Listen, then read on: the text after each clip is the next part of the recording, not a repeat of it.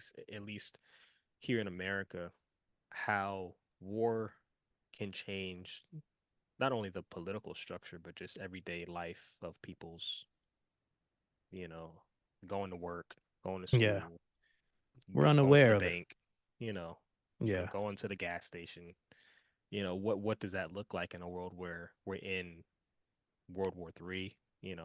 Not to hype it up, but it could be around the corner. Who knows, right? Yeah. Uh, but I think how a that structure healthy changes. I think a healthy mentality for people, if they're willing to be prepping.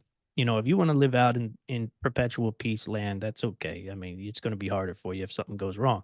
Right. But you live in America, you're blessed with that. And there's a good chance it could stay that way for a while.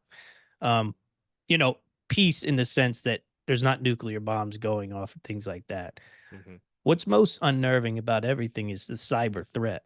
And I think that the greatest damage that we would see, barring nuclear, is the grid taken down by cyber attack. The water systems, the power grids, the Yeah. medical systems have all already been infiltrated.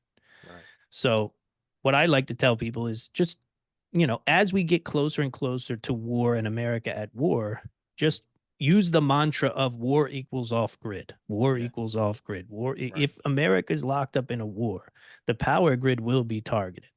And Hmm. then your life changes dramatically. No more water, no more power. How does that look for you and your family? What do you have to do now to be prepared to have water, food, and lights and heat and the ability to stay cool? All those things that we take completely for granted.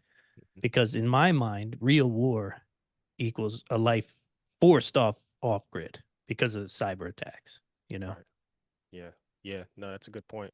I mean, because these things the everyday person's not aware of. If the power goes out and you're in the middle of traffic and you're wondering why nobody's going anywhere. Yeah, That happens in movies all the time, right? So, um, and or your home where the power just goes out and it doesn't come back on, and yeah, that's it. So, yeah, I mean, that's a reality that we are faced with possibly in the near future.